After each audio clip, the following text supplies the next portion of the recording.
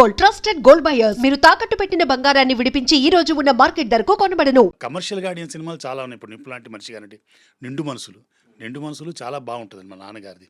ఎందుకంటే రామారావు గారికి అందులో గొప్పగా వాకింగ్ స్టైలు అది చాలా బాగుంటుంది ఆ సినిమా. నిప్పు లాంటి మనిషి చేస్తున్నప్పుడు కూడా నేను అమితాబ్ బచ్చన్ గారు చేసిన క్యారెక్టర్ ఈయన సరిపోతారో లేదో ఎలా ఉంటుందో అని భయపడ్డాను.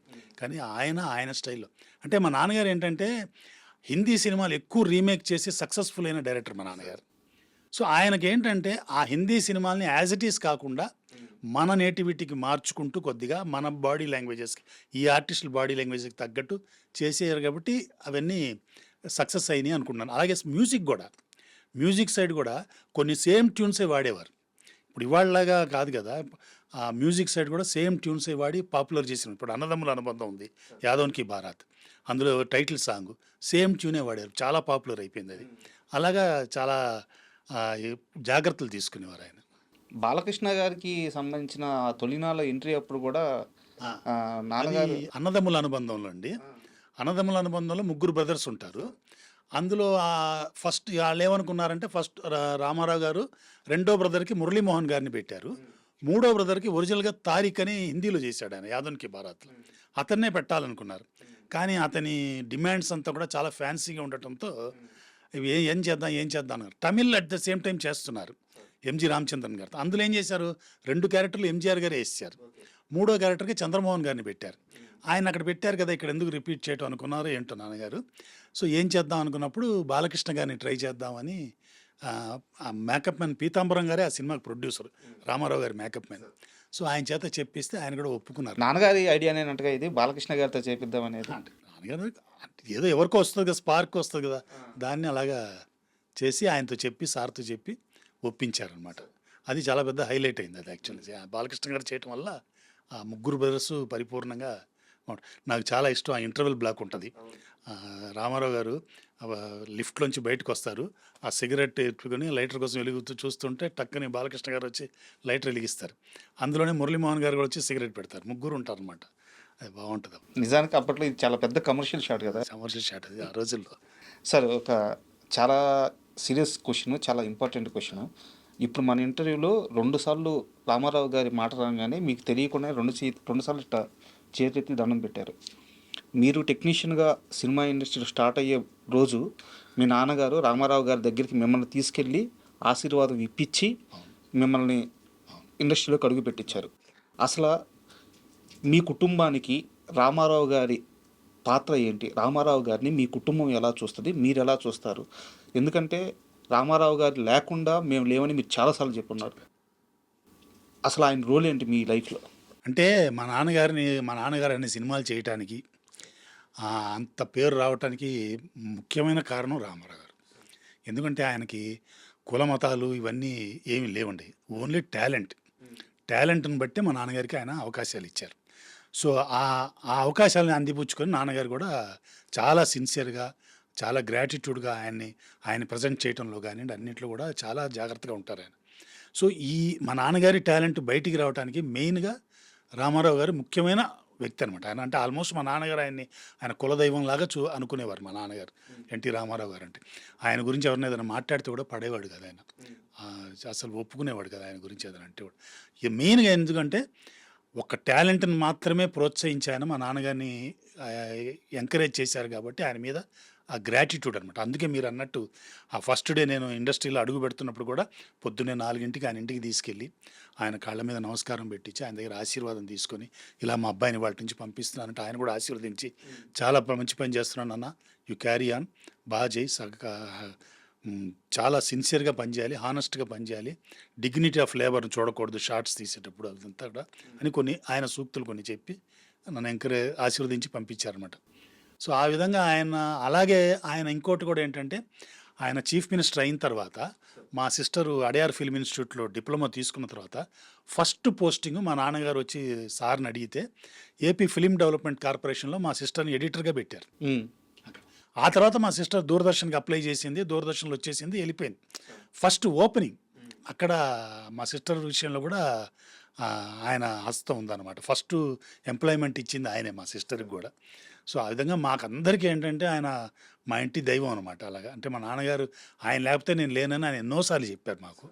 సో అందుకని ఆయన అంతగా ఆయన పూజించి ఆరాధించేవాడు కాబట్టి మాకు కూడా ఆయన ఆరాధ దైవం అనమాట. మీకు మర్చిపోలేని ఒక మూమెంట్ ఎన్టీఆర్ గారితో అంటే మీరు తర్వాత ఒక పెద్ద కెమెరామ్యాన్ అయిన తర్వాత కానీ లేదా మీరు బిజీగా ఉన్న కాలంలో సడన్గా కలిసిన రోజు కానీ సీనియర్ ఎన్టీఆర్ గారితో మీకున్న పర్సనల్ మూమెంట్ నాన్నగారిది ఓకే, మీ మూమెంట్ ఏదైనా ఒక బెస్ట్ మూమెంట్ చెప్పండి.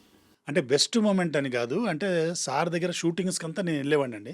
అన్ని షూటింగ్స్ నిప్పు లాంటి మనిషి కానివ్వండి, అన్ని షూటింగ్స్కి ఆల్మోస్ట్ 50-60% షూటింగ్స్లో నేను ఉండేవాడిని. ఎందుకంటే ఇంటి స్కూల్ అవ్వగానే కార్ వచ్చేసి కార్లో డైరెక్ట్గా నాన్నగారి దగ్గరికి వెళ్ళేవాడిని. అక్కడి నుంచి షూటింగ్కి వెళ్ళటం, షూటింగ్ నుంచి నైట్స్ ఆ రోజుల్లో నైట్లోనే ల్యాబ్లో రషెస్ అవి వచ్చేవి, ప్రాసెస్ అయ్యి. ఆ తర్వాత ఎడిటింగ్ రూమ్లో ఉండటం, మా నాన్నగారు ఎడిటింగ్ రూమ్లో పడుకోవటం, ఆయనతో పాటు ఉండటం, ఇలాగా ఆయనతో పాటు తిరిగాను. సో ఆ అనుభవం, ఆయన సినిమాల షూటింగ్ అనుభవం వేరు. కానీ నాకు పర్సనల్గా ఆయనతో ఒక అనుభవం ఏంటంటే, మా నాన్నగారు దేహం వదిలేసిన తర్వాత 93లో మా నాన్నగారు దేహం వదిలేశారు. వదిలిన తర్వాత నేను అప్పుడు దూరదర్శన్లో బాగా బిజీగా ఉన్నానండి. సో దూరదర్శన్లో మా నాన్నగారి మీద ఒక చిన్న డాక్యుమెంటరీ చేయాలని నాకు ఒక చిన్న కోరిక కలిగింది. నేను పర్మిషన్ తెచ్చుకున్నాను అక్కడ దూరదర్శన్ నుంచి. తెచ్చుకున్నప్పుడు మరి ఆయన 2 వాక్యాలు లేకుండా మా నాన్నగారి డాక్యుమెంటరీ అంటే పరిపూర్ణం కాదు కదా, మెయిన్ పర్సన్ ఆయన కదా. అందుకని నేను ఏం చేశానంటే చాలా కష్టపడి ఆయన అప్పుడు సీఎంగా ఉన్నారు. కష్టపడి ఆయన దగ్గర ఇంటర్వ్యూ తీసుకొని ఇలాగ లాల్గారు అబ్బాయి మాట్లాడాలంటున్నారంటే నేను వెళ్ళాను. రోడ్ నెంబర్ 12లో 13లోనో ఉండేది ఇల్లు అయింది. అక్కడికి వెళ్ళాను సార్ని కలవటానికి. వెళ్ళినప్పుడు రమ్మని కూర్చోబెట్టారు. నాన్నగారు ఇలా అయిపోయారంటే సారీ అది ఇది అన్నారు, బాగానే ఉంది. సో నేను ఇలా డాక్యుమెంటరీ చేస్తున్నాను సార్, మీ బయట ఏదైనా కావాలంటే ఆయన ఒకటి అన్నారు, what capacity you have to make a documentary on SD Lal అన్నాడు ఆయన. ఇలాగే అన్నారన్నమాట, what capacity you have to make a documentary on SD Lal అన్నారు. నాకు కొంచెం నేను ఆ క్వశ్చన్ నేను ఎక్స్పెక్ట్ చేయలేదు కదా. ఇప్పుడు ఎక్స్పెక్ట్ చేయబట్టే నేను sir I miss son sir, I travelled with him from all the years sir, I know more about him and no you don't know more about him, he's far then what you know. నీకు capacity వచ్చిన తర్వాత అప్పుడు రా నేను మాట్లాడుతా అన్నారు ఆయన.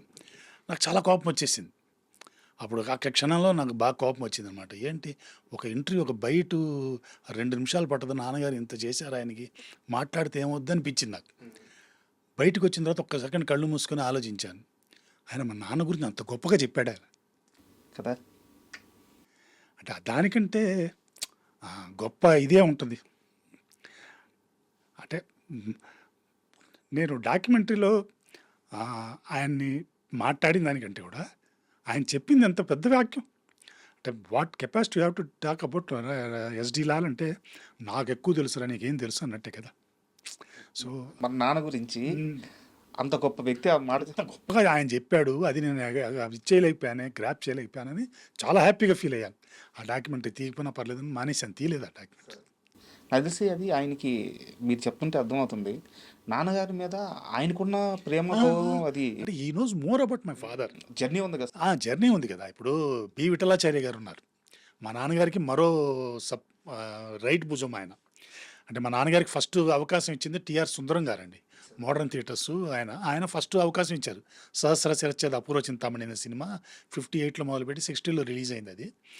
అయితే మా నాన్నగారితో 9 సినిమాలు కలిసి చేసింది బి విఠలాచార్య గారు.